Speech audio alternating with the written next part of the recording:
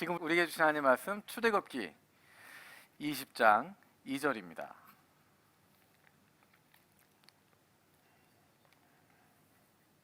우리 한 목소리로 함께 읽겠습니다. 시작. 나는 너를 애굽 땅 종되었던 집에서 인도하여 낸 내 하나님 여호와니라. 아멘. 어렸을 때 성경 퀴즈 대회를 많이 했었습니다. 그때마다 나오는 문제들이 있습니다. 기출 문제로 많이 나오는 문제들이 있습니다. 난이도가 아주 낮은 문제, 예를 들면 요한복음 3장 16절 쓰시오, 그런 것 굉장히 난이도가 낮은 문제입니다. 난이도가 높은 문제들은 어떤 문제인가 하면 좀 개수가 많은 것들입니다. 예를 들어서 성령의 9가지 열매를 쓰시오, 또 십계명을 쓰시오, 그런 것들은 개수가 많기 때문에 조금 어려운, 난이도가 높은 문제들이었습니다. 특히 십계명 같은 경우에 10가지를 써야 되는데, 사실은 성경에 보면 10절로 되어 있는 것이 아니라 그것보다 조금 더 많이 있습니다. 내용이 많이 담겨져 있고 좀 복잡한 부분들이 있기 때문에 쉽지 않은 부분입니다. 그리고 어렸을 때 마음은 외우기 어려우니까 성령의 열매도 싫고 십계명도 싫고 그런 마음들을 가지게 됐습니다. 나이가 들어가면서 가지게 된 것은 어떤 것이냐면, 아니 왜 이걸 꼭 지켜야 되나 하는 것입니다. 십계명을 꼭 지켜야 되나? 이거는 이스라엘 백성들한테 준 건데 왜 우리가 지켜야 되나? 그런 거부감들을 가지게 됩니다. 더 생각하게 된 것은 예수님께서 이 땅에 오셔서 우리를 자유케 해주시고 율법에서 해방시켜 주셨는데 왜 율법을 지켜야 되나? 왜 십계명을 다시 지켜야 되나? 그런 생각들을 하게 됐습니다. 출애굽기 십계명이 어디에 나오죠? 자꾸만 답을 먼저 얘기하는데, 찬송가 뒤에 보면 십계명이 나오고 그것의 원래 있는 장소는 출애굽기 20장입니다.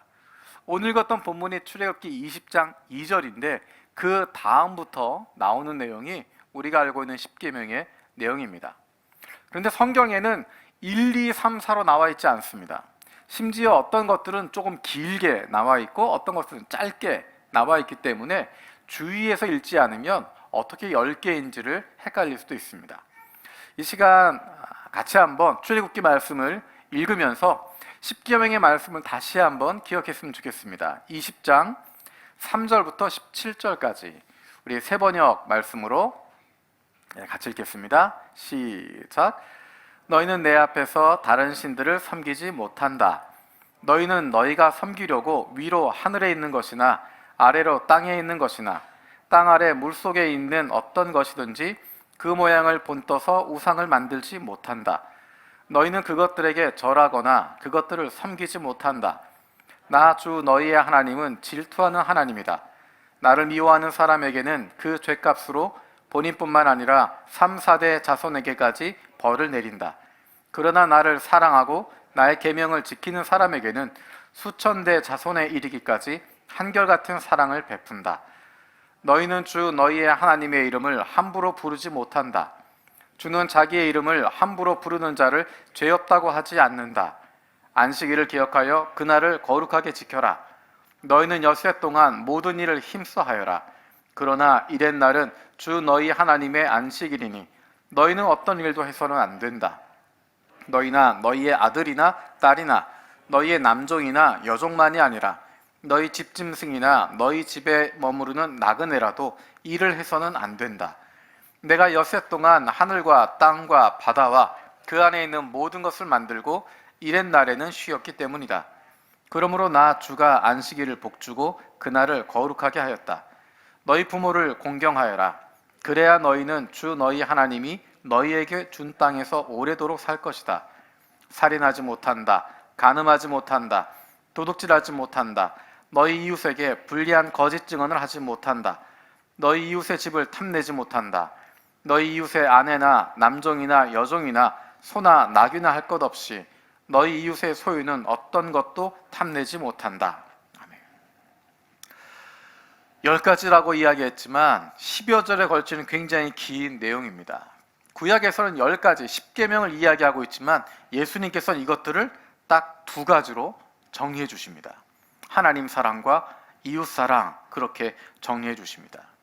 10가지를 지키는 것보다 2가지만 지키는 게 쉬울 것 같은 마음을 갖게 됩니다. 역시 구약은, 오래된 약은 좋지 않고 신약이, 새 약이 좋구나 하는 생각들을 하게 됩니다. 이스라엘의 하나님, 심판하신 하나님보다 사랑의 예수님이 훨씬 더 좋다, 편안하다 느끼게 됩니다.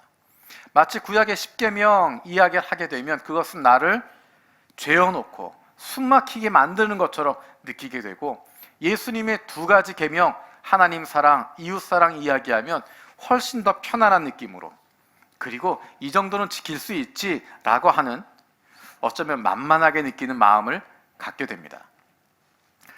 구약 성경을 읽다 보면 우리가 이해하기 조금 어려운, 적어도 제가 와닿지 않는 표현들이 시편에 자주 등장합니다. 시편 19편 7절에서 10절 말씀을 한번 같이 읽어보겠습니다. 읽겠습니다. 시작. 주님의 교훈은 완전하여서 사람에게 생기를 복두두어 주고, 주님의 증거는 참되어서 어리석은 자를 깨우쳐 준다. 주님의 교훈은 정직하여서 마음의 기쁨을 안겨주고, 주님의 계명은 순수하여서 사람의 눈을 밝혀준다. 주님의 말씀은 티없이 맑아서 영원토록 견고히 서 있으며, 주님의 법규는 참되어서 한결같이 바르다. 주님의 교훈은 금보다, 순금보다 더 탐스럽고 꿀보다, 송이꿀보다 더 달콤하다. 아멘. 여러분 동의하세요? 우리가 작년에 1년 동안 성경 일독을 같이 했습니다. 창세기 처음부터 요한계시록 마지막까지 쭉 읽었습니다. 성경에 재미있는 내용들 정말 많습니다. 창세기에 나와 있는 족장들의 이야기, 아브라함, 또 이삭, 야곱, 그리고 그 뒤에 요셉의 이야기 얼마나 재미있는지 모릅니다. 그 요셉의 이야기가 얼마나 재밌으면, 그리고 그 뒤에 나오는 출애굽기, 민수기에 있는 모세의 이야기가 얼마나 재미있고 흥미진진하면 그것 가지고 애니메이션도 만들고 영화도 만들고, 한 편도 아니고 몇 편이나 영화를 만들기도 하고, 또 뮤지컬도 만들어서 전 세계적으로 흥행을 거두기도 합니다. 이스라엘 왕들의 역사도 정말 재밌습니다. 다윗의 이야기, 정말 아무것도 아닌 집안에서 태어나서 아무도 인정해주지 않는 그런 막내였다가 그보다 훨씬 큰 골리앗을 죽이게 되고, 한 번에 장군으로 승진하게 되고 왕의 사위가 되게 되는, 그러나 드라마처럼 그가 죽음의 위험에 몰리게 되고 도망쳐 다니게 되고, 도망쳐 다니다가 마침내 이스라엘의 왕이 되는, 반전에 반전을 거듭하는 정말 드라마 같은 이야기. 또 그 아들 솔로몬의 이야기는 어떻습니까? 하나님의 축복을 다 받으면서 온갖 지혜와 물질과 모든 것을 다 소유하고 있는 완벽한 인생을 사는 것 같았는데, 그가 우상 숭배에 빠지게 되고 하나님으로부터 마음이 떠나게 되어지는, 사실은 그 아들 때 이스라엘이 둘로 쪼개지지만 이미 솔로몬 때 이스라엘이 둘로 나누어지게 되는 그런 반전의 반전. 그리고 그 아들들 대를 이어서 남과 북으로 나누어져서 진행되는 많은 이야기들이 있습니다. 얼마나 흥미진진한지 모릅니다. 남북으로 나눠져서 싸우는 이야기 가운데 중요하게 등장했던 한 사람이 엘리야라고 하는 사람입니다. 드라마는 항상 좋은 사람만 있으면 안 되고 또 상대역이 있어야 되는데, 엘리야가 있고 그 반대편에는 아합의 가문이 있습니다. 아합 한 사람이 아니라 아합의 가문에 있는 수많은 사람들이 등장하게 됩니다. 엘리야는 별 볼 일 없는 사람인데, 천한 사람인데, 아합은 왕가에 있는 사람이고 온갖 권력을 다 가지고 있는 사람이고 그것을 누리면서 살아가는 사람입니다.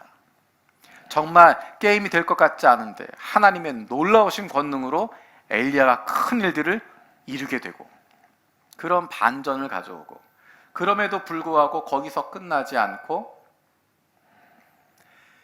엘리야가 다시 위기에 처하게 되는 그런 상황을 경험하게 됩니다. 얼마나 많은 반전에 반전이 있는지 모릅니다. 정말 재밌는 이야기입니다. 그런 생각들을 하면, 아 그래, 하나님 말씀은 재밌어, 좋아, 교훈이 돼 라고 생각할 텐데, 시편에서 우리가 조금 전에 읽었던 주님의 교훈, 주님의 말씀, 그렇게 이야기했던 내용들은 조금 전에 제가 이야기했던 그런 흥미진진한 내용, 그런 것들은 아닌 것 같습니다. 더군다나 다윗은 그런 흥미진진한 이야기가 되고 있던 그 시대에 살고 있지 않았습니다. 시편에서 이야기하고 있는 주님의 말씀, 내가 주님의 말씀을 사랑합니다, 주님의 법도를 사랑합니다 라고 이야기할 때 그 주님의 말씀, 주님의 계명, 주님의 법도라고 하는 것은 조금 전에 이야기했던 그런 흥미진진한 이야기들, 교훈이 될 만한 이야기들, 그것을 말하는 것이 아닙니다. 하나님의 말씀에 대한 내용을 가장 많이 적고 있는 것이 시편 119편입니다. 이 시간 몇 절을 같이 한번 살펴봤으면 좋겠습니다. 45절, 47절, 49절, 97절, 127절. 방송시에서 수고해 주시면 됩니다. 우리 같이 읽겠습니다. 시작. 내가 주님의 법도를 열심히 지키니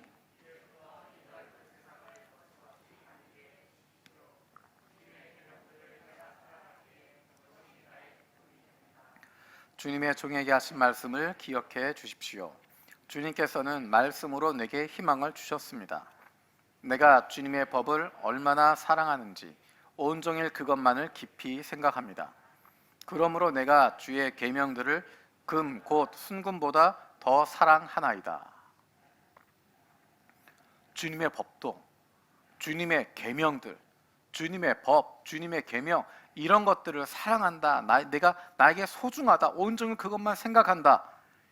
그것이 나의 기쁨이 된다 라고 이야기합니다. 우리가 조금 전에 이야기했던 그런 흥미진진한 이야기들, 재미있는 인물의 역사들, 그런 것들을 말하는 것이 아닙니다. 시편에서 이야기하고 있는 이 주님의 계명들, 주님의 말씀들, 주님의 훈계들, 이것들은 모세오경에 나와 있는 이야기들, 모세오경에 있는 율법들을 이야기하고 있습니다. 특별히 레위기에 나와 있는 내용들을 이야기합니다. 역사 이야기나 시편, 잠언 같은 책들은 재밌지만, 교훈이 되지만 모세오경에 있는 율법들, 레위기의 내용들, 이런 내용들을 사랑할 만하고 기쁨이 될 만하고 즐거울 만한, 희망이 될 만한 그런 내용이겠습니까? 우리가 성경 일독을 하게 될 때 흔히 뛰어넘는, 술렁술렁 넘어가는 책들이 있습니다. 그 첫 번째는 레위기입니다. 레위기 내용을 읽어보면 도무지, 특별히 개역 개정으로 읽다 보면 도무지 계속해서 뭐를 자르고 없애고 뭐를 긁어내고 기름을 태우고 계속해서 오른손을 들었다가 왼손을 들었다가 계속 그런 이야기가 나오니까 이게 무슨 제사인지도 모르겠고 왜 하는지도 모르겠고, 그래서 그냥 빨리빨리 넘겨져 버리는, 그래서 레위기는 읽으면 읽을수록 새로운, 아무리 읽어도 전혀 머리에 남지 않는 정말 미스테리한 책으로 남아 있습니다. 또 다른 책은 역대상하입니다.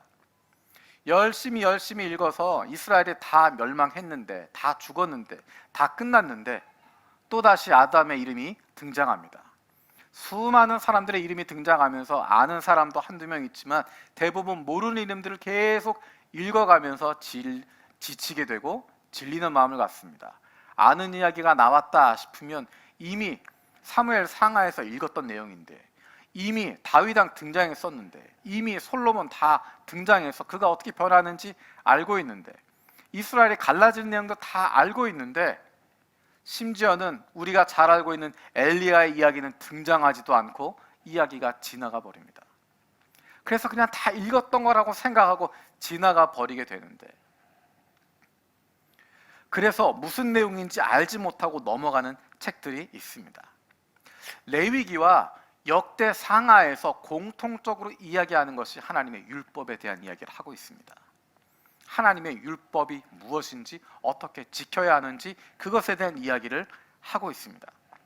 조금 전에 이야기했던 것처럼 예수님께서 이 땅에 오셔서 율법을 폐하신 것 같은데, 십계명 더 이상 지키지 않아도 될 것 같은데, 바리새인들에게 늘 이야기하시는 것 보면 너희가 잘못된 것을 하고 있다고 이야기하고 계시는데, 왜 우리가 여전히 십계명을 가지고 있고 여전히 율법을 가지고 있고 여전히 구약의 율법을 중요하게 생각해야 하는가?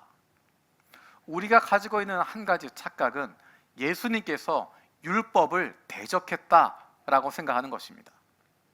예수님께서 대적했던 것은 율법주의자들이었고 율법을 가지고 종교인 노릇하고 있는 사람들이었지 율법 자체에 대해서는 예수님은 패하지 않습니다.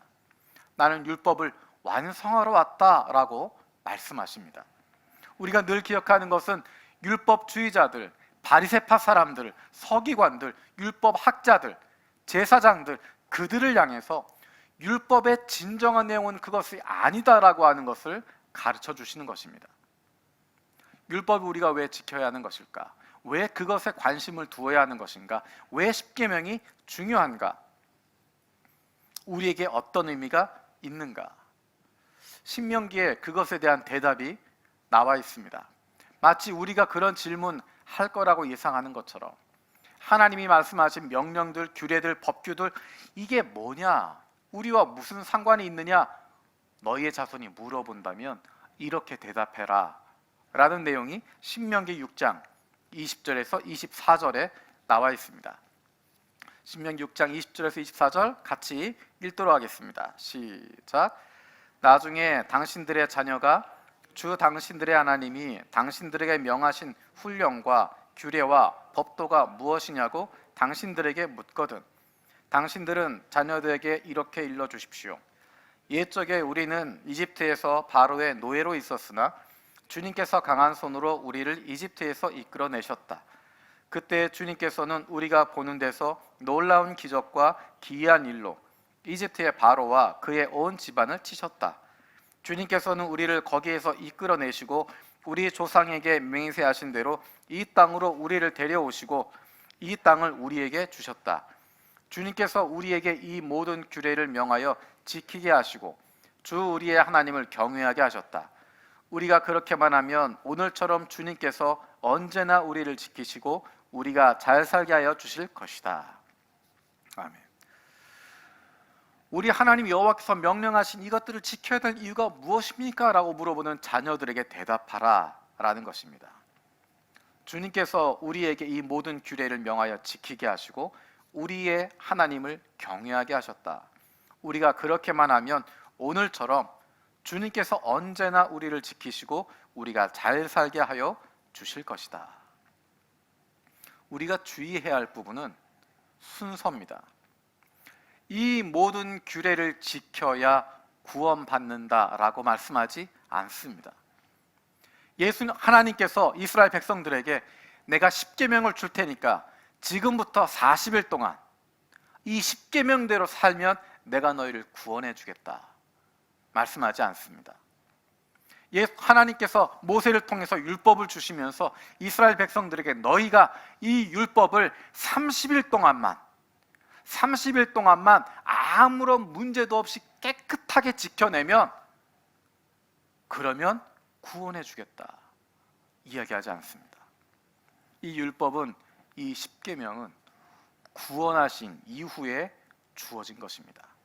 이스라엘 민족을 이집트에서 끌어내시고 해방시키신 이후에 주신 약속입니다. 십계명은 율법은 이미 해방된 사람들, 이미 구원받은 하나님의 사람들에게 주어지는 것입니다. 구원받았기 때문에, 구원받은 사람들이기 때문에, 해방된 사람들이기 때문에 비로소 그들에게 주어질 수 있는 것입니다. 그럼 왜 구원받은 이후에 이런 율법을, 이런 계명들을 주고 계시는가? 그 이유는 하나님께서 우리의 아버지가 되시기 때문입니다. 마태복음 5장 44절에서 45절 말씀을 함께 보도록 하겠습니다. 읽겠습니다. 시작. 그러나 나는 너희에게 말한다. 너희 원수를 사랑하고 너희를 박해하는 사람을 위하여 기도하여라. 그래야 너희가 하늘에 계신 너희 아버지의 자녀가 될 것이다. 아버지께서는 악한 사람에게나 선한 사람에게나 똑같이 해를 떠오르게 하시고 의로운 사람에게나 불의한 사람에게나 똑같이 비를 내려 주신다.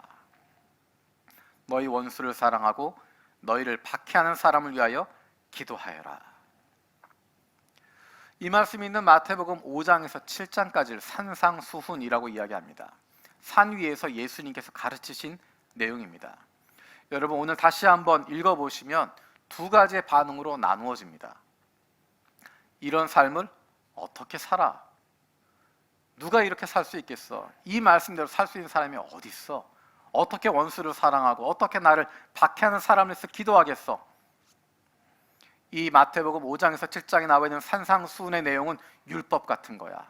우리에게 죄를 깨닫게 하고 내 능력으로는 인간은 도저히 범접할 수 없는, 인간은 도저히 할 수 없는 일들을 이야기하신 거야 라고 생각할 수 있고, 다른 반대쪽은 예수님께서 이 말씀을 하신 대상이 제자들이라고 분명하게 이야기하고 있습니다. 허공에 이야기하시는 것이 아니라, 무리들에게 모두에게 이야기하는 것이 아니라 제자들을 향해서 말씀하셨다라고 이야기합니다.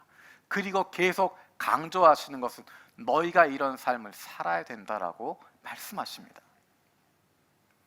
왜 그런 삶을 살아야 되나?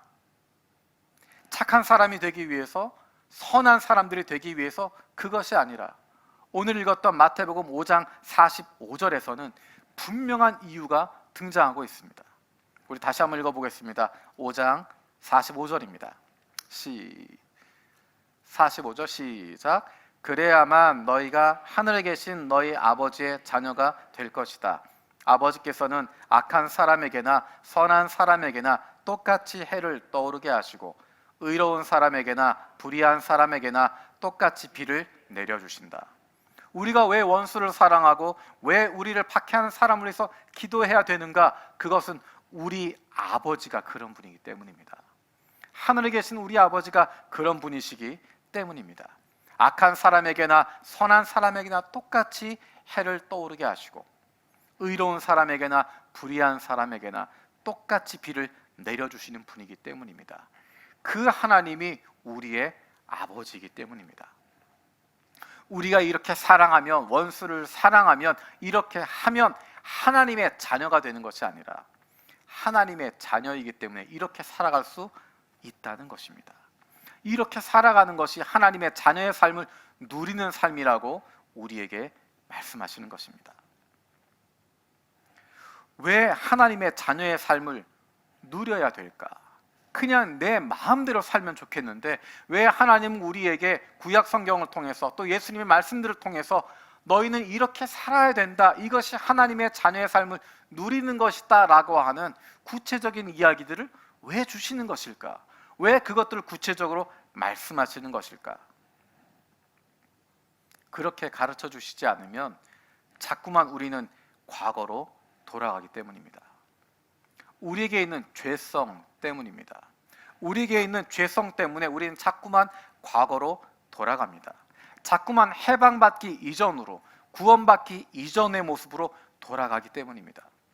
우리 안에는 우리가 구원받았지만 구원받기 이전에 형성되었던 그런 가치관들, 그런 세계관들, 그런 생각들이 우리 안에 남아있기 때문입니다. 그것을 바꾸어 가야 합니다. 그 기준점이 달라지도록 만드는 것입니다. 이스라엘 백성들을 하나님께서 건져내셨습니다.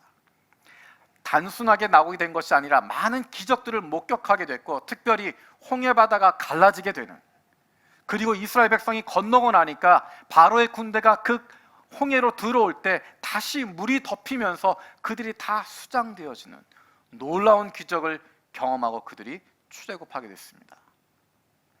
우리가 생각하기에 그 정도 기적 경험했으면, 그 정도 놀라운 것을 봤으면 잘 살아갈 것 같은데, 하나님 섬기며 살 것 같은데, 이스라엘 백성들은 그런 놀라운 기적을 통해서 구원받은 이후에 몇 걸음 가지 않아서 물이 없다고 불평하기 시작합니다.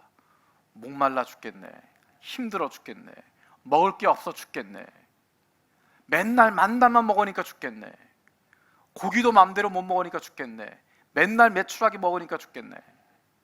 그래도 우리가 노예가 있을 때는 그래도 부뚜막에 앉아서 과일도 먹고 야채도 먹기도 하고, 옛날에는 이런 삶을 살기도 했는데, 옛날에 이런 거 갖기도 했었는데, 모두가 하나님의 은혜로 말미암아 동일하게 구원받았음에도 불구하고 내가 저 사람보다 우월하다고 생각하고, 내가 저 사람보다 조금 더 나은 것이 있다고 생각하고, 가진 사람과 갖지 못한 사람들의 편차가 생기게 되고 서로를 정죄하는 모습을 갖게 됩니다.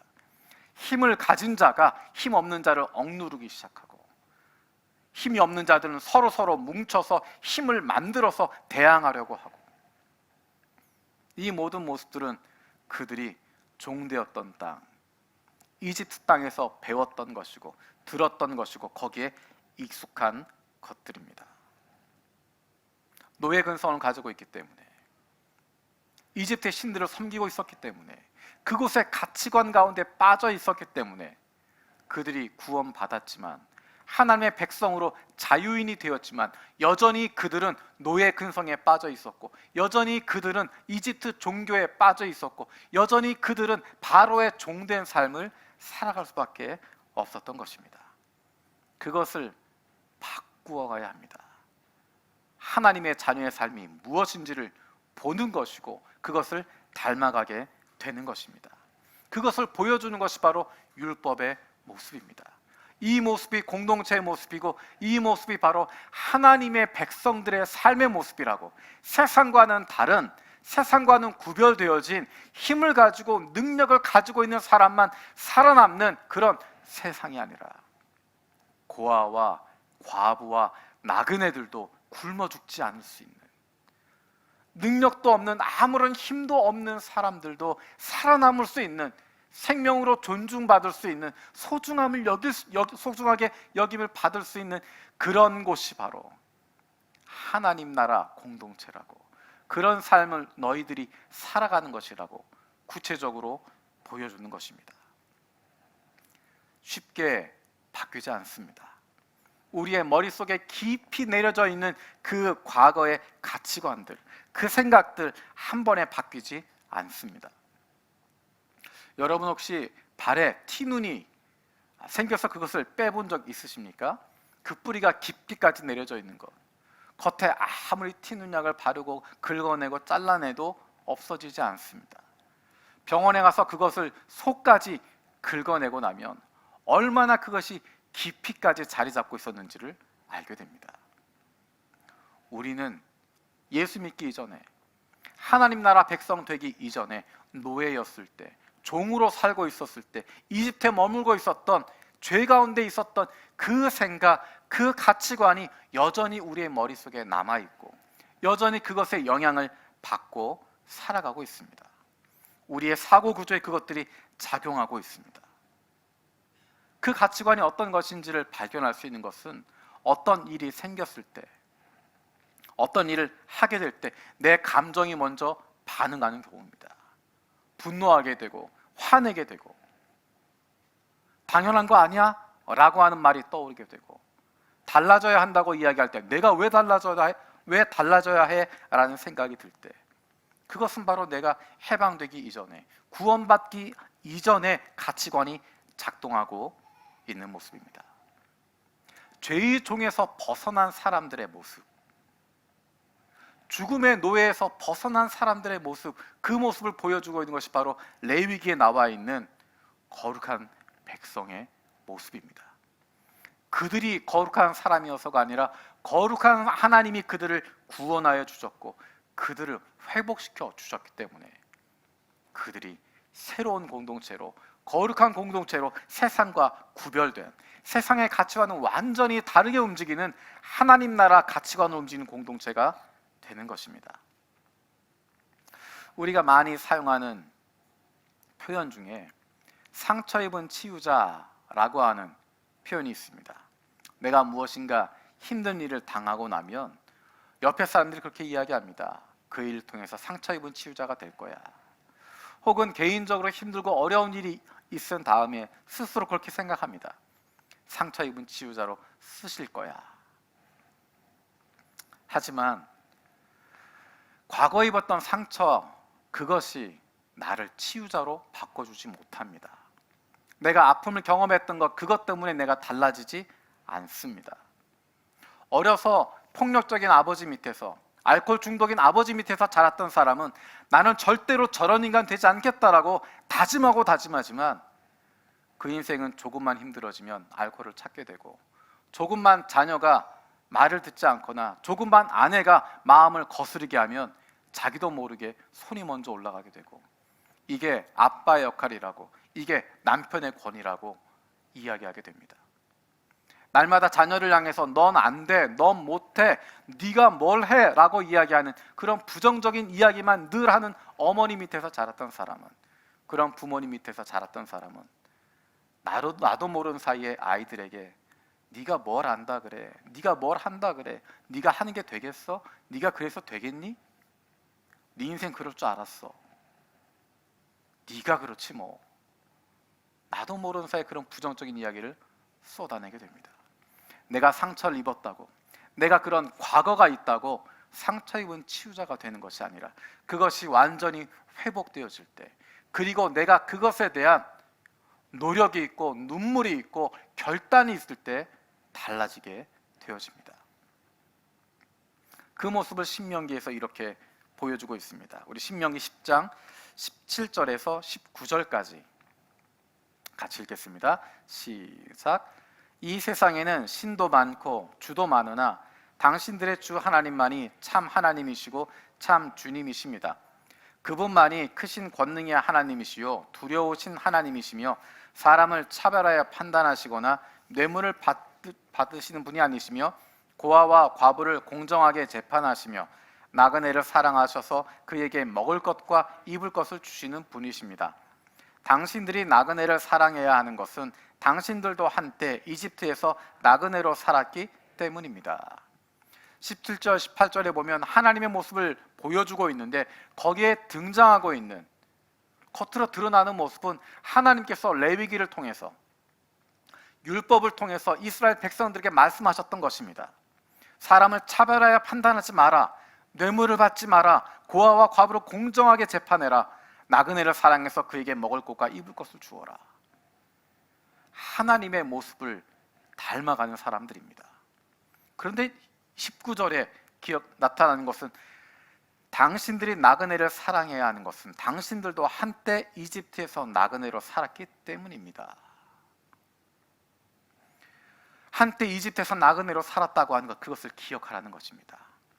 아픈 기억이지만, 힘든 기억이지만 하나님께서 그것을 치유하여 주시고 회복하여 주시고 나그네였지만 이제는 자유자가 되도록 만들어 주신, 그전에는 노예로 살았지만 이제는 하나님의 자녀가 되어진 그런 삶을 살고 있는 것을 깨닫게 되어지고, 그 회복된 안에서 과거를 바라보니까 여유로운 마음이 생기는 것이고 너그러운 마음이 생기는 것이고, 우리가 나그네여서 힘들고 어려웠는데 당신이 얼마나 힘들고 어려운지 내가 안다고 품어줄 수 있는 사람으로, 달라진 사람으로, 내가 당했던 힘들고 어려운 그것이 아니라 나는 힘들고 어려웠지만 하나님께서 나를 이만큼 회복시키시고 이만큼 움직이셨기 때문에 그 사랑을 가지고 다른 사람을 대할 수 있는 모습으로 달라지게 되는 것입니다.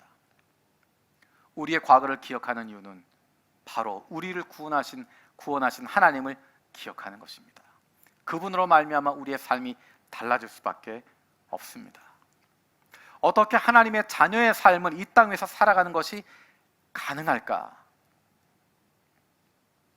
예수 그리스도로 말미암아 가능하다고 성경은 우리에게 이야기하고 있습니다.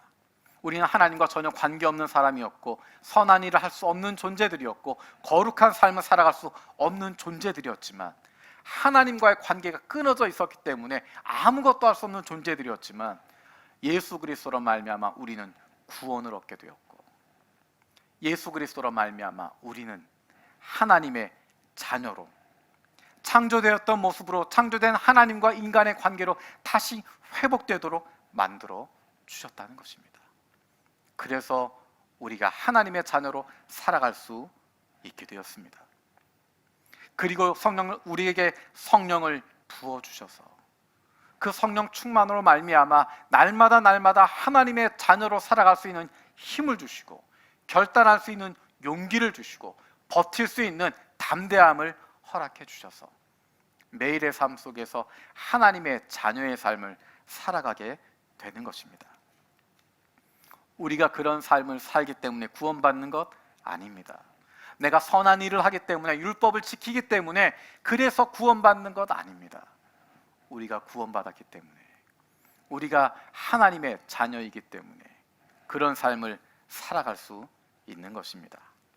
우리를 구원해 주신 주님의 은혜를 기억하는 것입니다.